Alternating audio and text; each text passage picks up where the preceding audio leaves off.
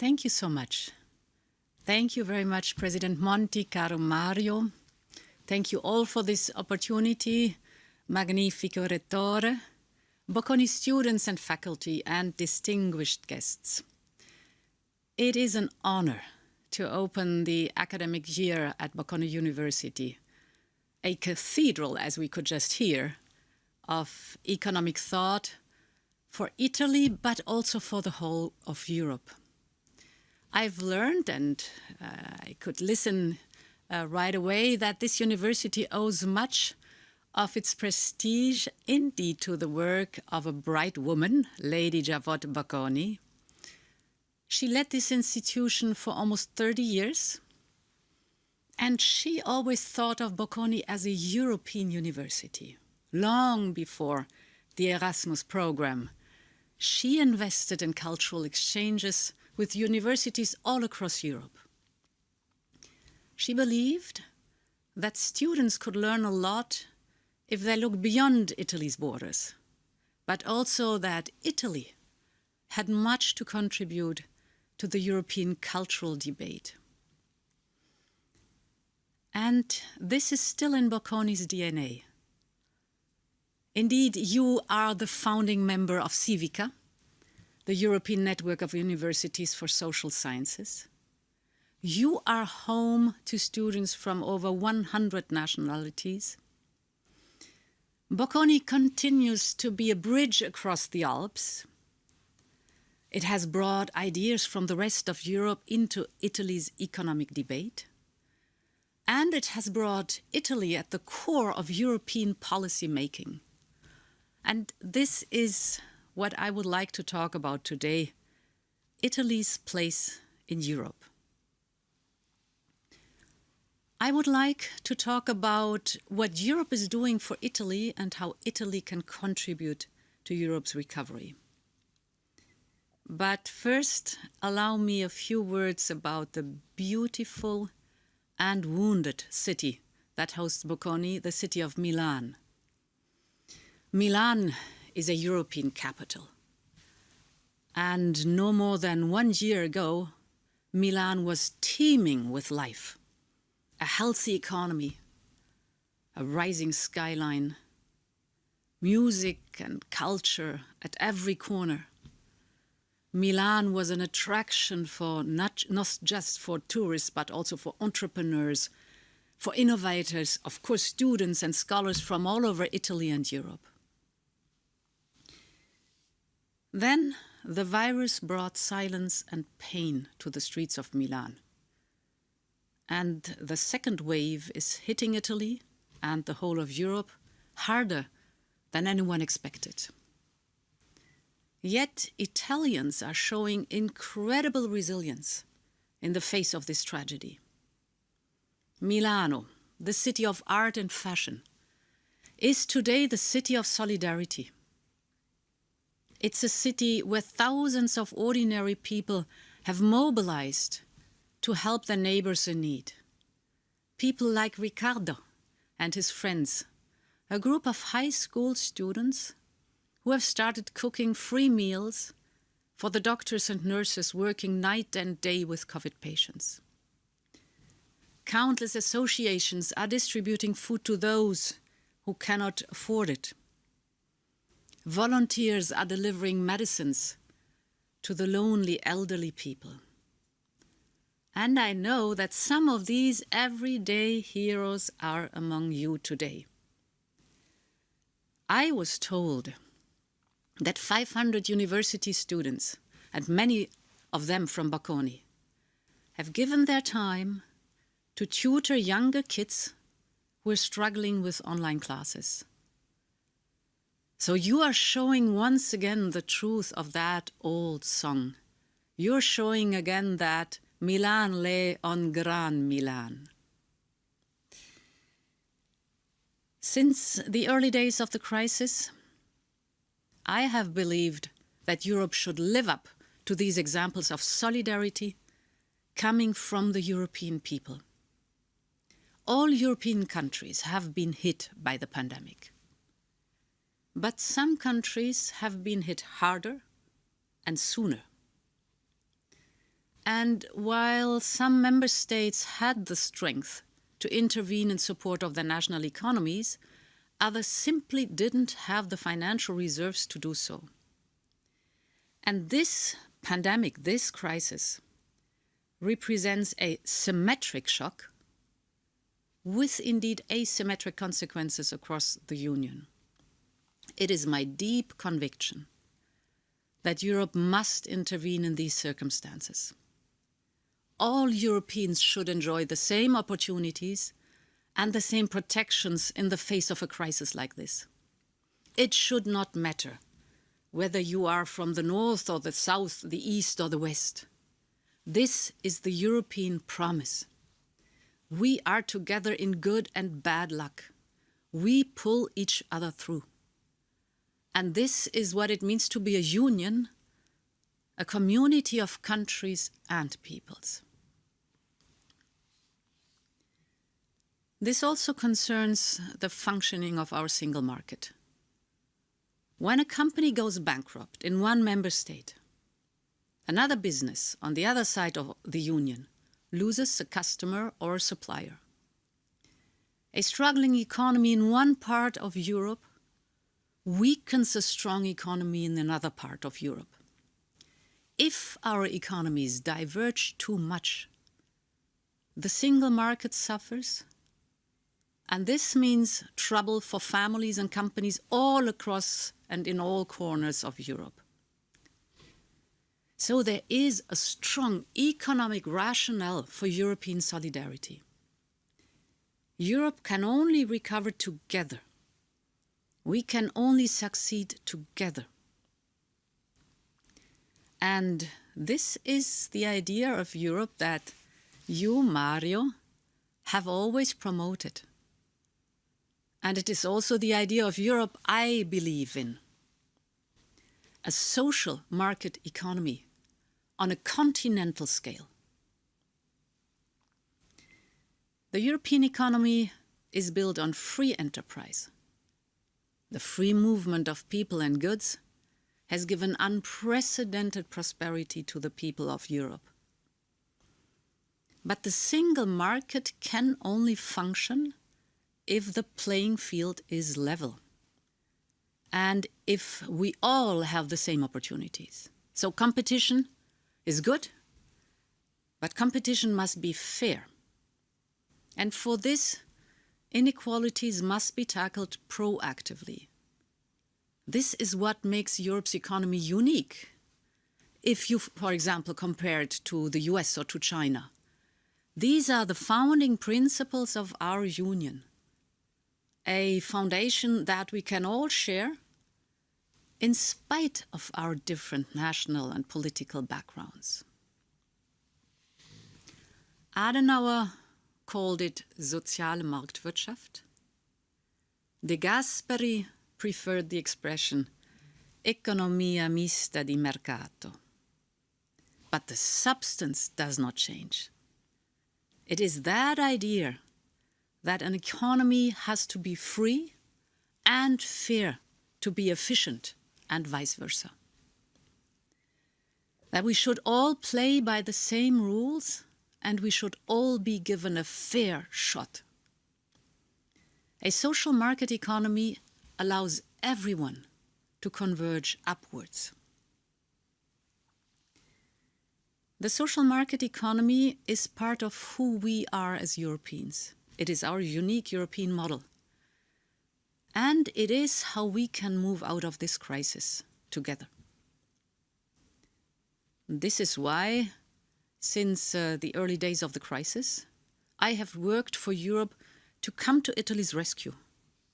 We coordinated member states so that they could buy protective equipment together. Teams of European doctors came to the hardest hit cities in Lombardy, and Italian patients were welcomed and treated in hospitals, for example, in Germany and Austria. Already in March, I proposed a European initiative to support Cassa Integrazione. We know that a lot of healthy companies in Italy and elsewhere are incredibly struggling just because of the pandemic and the lockdowns. And it is those companies that need a lifeline out of the crisis, because we will need them. They need help to survive and to keep their workers inside the company, even if right now they don't have as much work and orders as they usually do. So that's why we created SURE. SURE is a European program to support short-time work across Europe. And the logic and the message behind it is as follows. Do not lay off your employee in this crisis, but keep them in the workplace, keep the knowledge and the skills in your company. SURE will subsidize part of the salary. And when the economy picks up again, your company can take orders immediately because you have the expertise. Italy is the country that will receive most support from SURE. The European Commission is now successfully raising money on financial markets, taking advantage of our very strong credit rating. And this money will then go to the member states to support national programs such as Cassa Integrazione.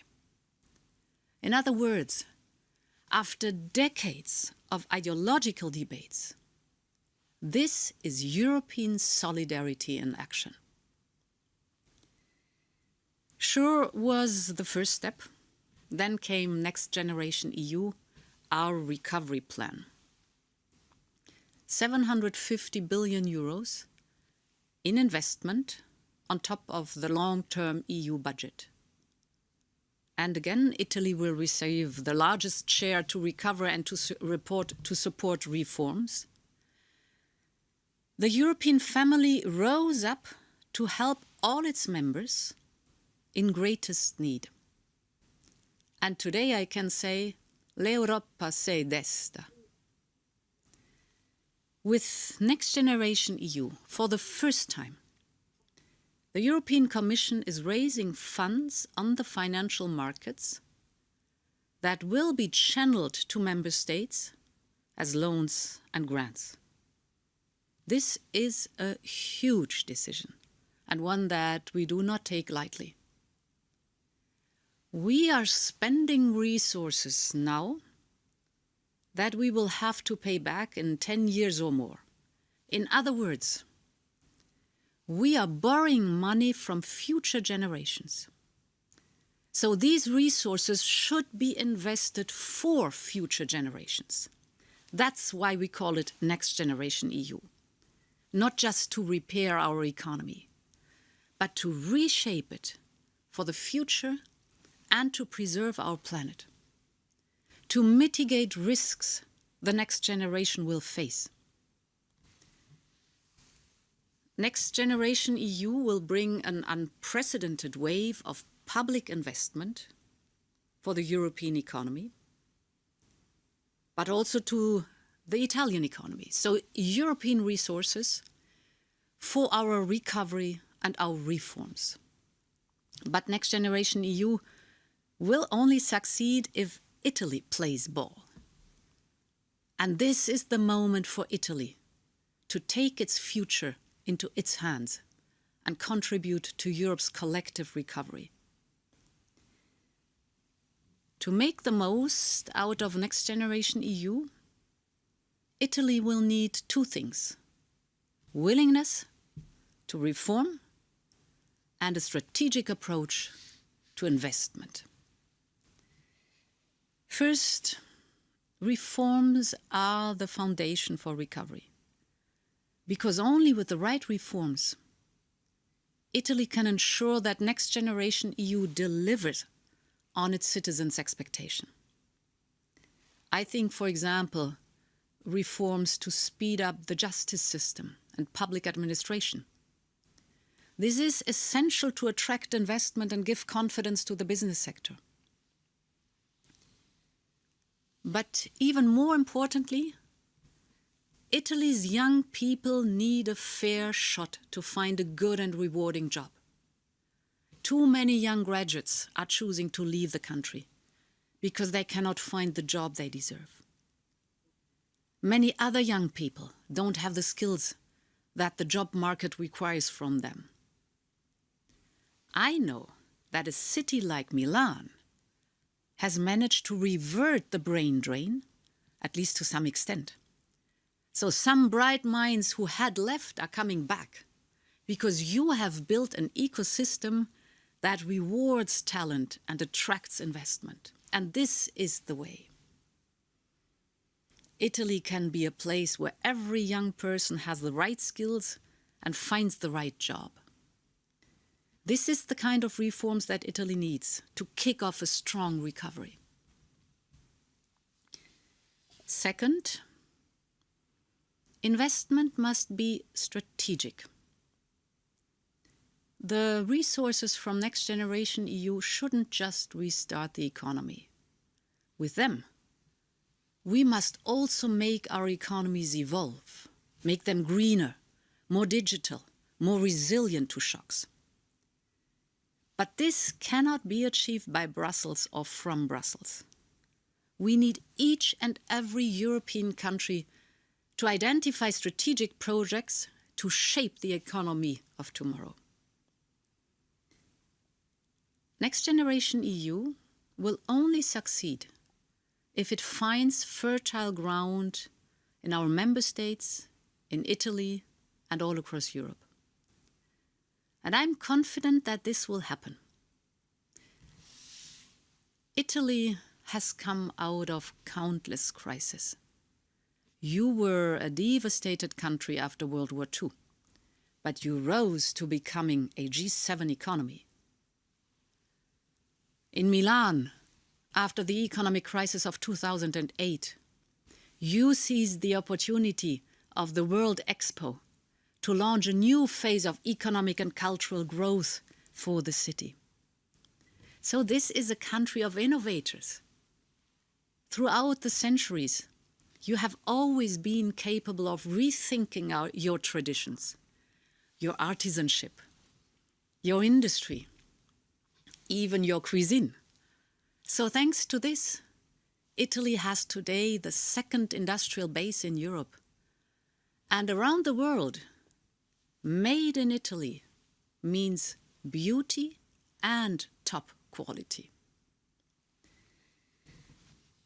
With Next Generation EU, Italy can reinvent itself once again. Next Generation EU is a chance for Italy to decide what your future should look like. And this is what's at stake as your government prepares Italy's recovery and resilience plan. It is up to Italy to propose how to invest these new resources. But let me give you an idea of the kind of transformation that Next Generation EU can bring about. Next Generation EU should finance a green recovery. After the financial crisis of 2008, global CO2 emissions reached a new high because the recovery was fueled with carbon-heavy investment. The world simply cannot afford to repeat the same mistake. We cannot keep polluting the air we breathe and destroying our beautiful nature. Europe is determined to do things differently.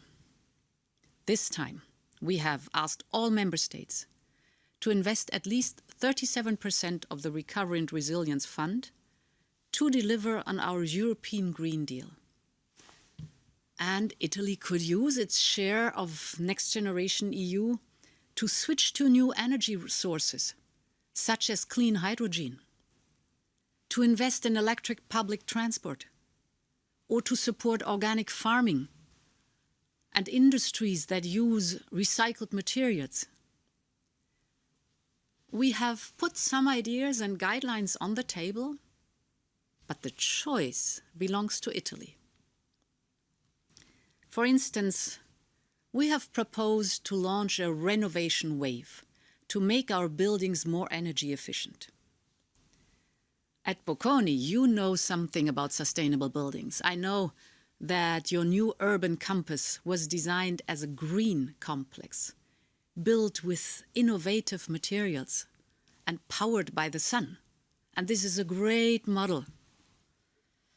In Europe, buildings account for 40% of our emissions. And very often, they waste most of the energy that they consume. So this issue is particularly sensitive in a country of antique buildings such as Italy. During the lockdown, the Italian construction sector got an almost complete standstill. Next Generation EU is an opportunity to get people at work again, when the sanitary situation will allow for it, and it is an opportunity for homeowners to make their properties more comfortable and more energy efficient. Now it's up to Italy to draw practical projects, to make your own homes, offices and universities more sustainable. It is now time to bring the renovation wave to Italy's, into your cities and your homes. Let me add that Next Generation EU and the European Green Deal are not just about the economy and the environment. That's important, but not only. They can also be a cultural project for Europe. Think again about Bocconi's urban campus, or the new buildings that shape the skyline of the city. They mix sustainability with a unique design. They make the necessary beautiful too. And I find this fascinating. And for this reason, I would like to create a cooperative space for architects, artists, scientists and engineers, a place where they can bring together ecology and aesthetics, climate action and culture, form and function. A new European Bauhaus. And I can't wait to see what incredible ideas will come from Italy, your contribution to a European movement. Next Generation EU should also finance a digital recovery. The pandemic has shown how dependent we are on digital technologies. High-speed internet has become vital to follow your classes or to run any kind of businesses. And the digital revolution will continue well beyond the pandemic. Big data are now entering even the most traditional economic sectors. Italian industries are using data to monitor the consumption of their machines and reduce their energy bills. Data from satellites have become essential for precision farming. A new generation of Italian artisans are using robots and 3D printing to create shoes that perfectly fit your feet or unique furniture for your home. So Italian entrepreneurs understand perfectly well that history and innovation can go hand in hand. Next Generation EU is an opportunity for everyone to embrace this digital transformation. 20% of Next Generation EU will finance the digital transition. It can bring broadband internet to the most remote alpine villages or Mediterranean islands. It can help small businesses learn how to use artificial intelligence in their daily work. It can create safe and neutral data spaces where companies and universities can share their data. In Milan's region, you have already a digital innovation hub. A place where academia meets business, startups meet big industries, and all entrepreneurs can learn how to benefit from Industry 4.0. Models like this we want to invest in. But we need Italians to imagine their physical hubs, create them and make them grow. It is your opportunity. Next Generation EU can start a digital decade for Europe, but whether it will be a digital decade for Italy, this will depend entirely on Italians, on your ingenuity, on your ability to turn on the ideas and to make them reality. The pandemic has made us rethink the way our union works. Every member state will be in charge of its own national recovery plan, but the priorities I just outlined come from Europe. And the destination is the same for all 27, because we all share the goal of a green, a digital, and a resilient recovery. One of Europe's founding fathers, Jean Monnet, used to say that Europe would be forged in crisis. Next Generation EU brings us one step closer to the union that our founders dreamt of. A union of solidarity and responsibility. A union that is stronger than the sum of its parts. A union that every European can be proud of. Italy is home of many of our union's founders. The European Union moved on and it did its first steps in Italy with the Treaties of Rome in 1957. Back then, my father had the honor to be part of the German delegation that negotiated the treaties. He was only 27 years old. And on that day of March, he was there at Rome's Campidoglio, difficult Italian, Rome's Campidoglio, as the leaders of the 6 founding members made history. It was a generation of visionary leaders. They brought together countries and people that had been killing each other until just a few years earlier. And after them, other generations of visionary leaders created the union that we know.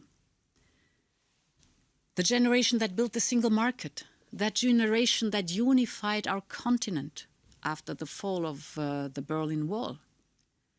Every one of these generations was faced with a similar choice.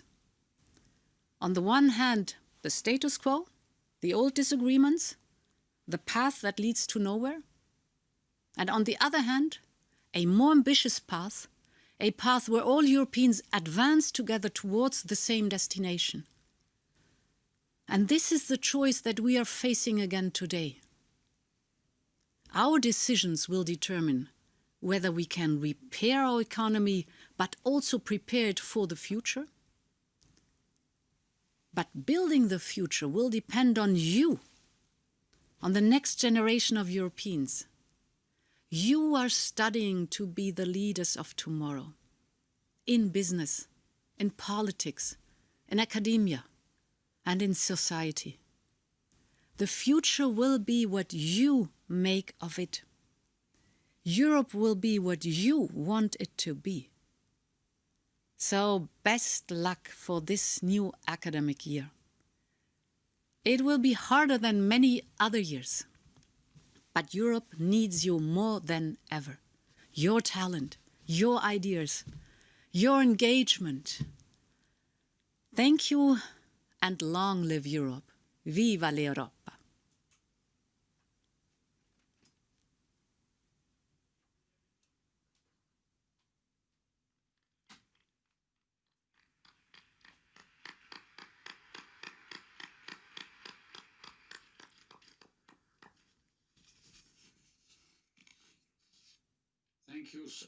Thank you so much, dear President.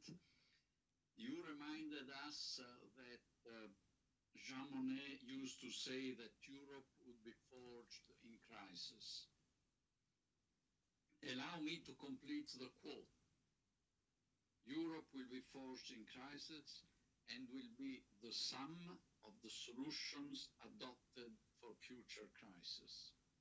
Destiny brought you with Europe at a moment of unprecedented crisis.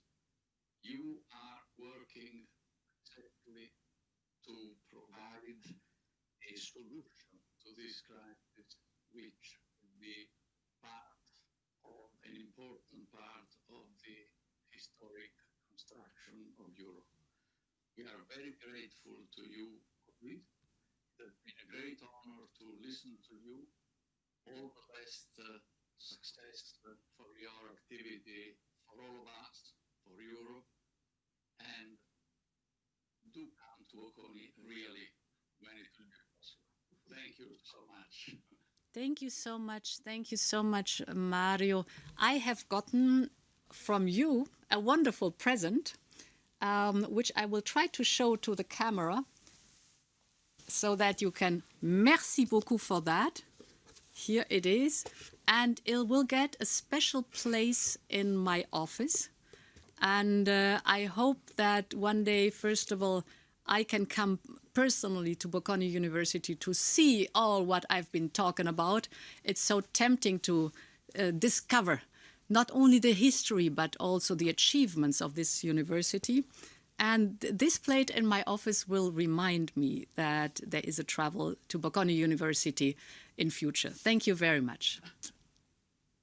This will be a great privilege for Bocconi and allow me to facilitate the reading of the little text on the plate to Ursula von der Leyen, President of the European Commission, with the deep gratitude of many next generations of Europeans and of Bocconi University.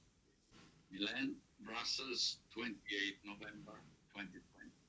Thank you so much. Grazie, grazie.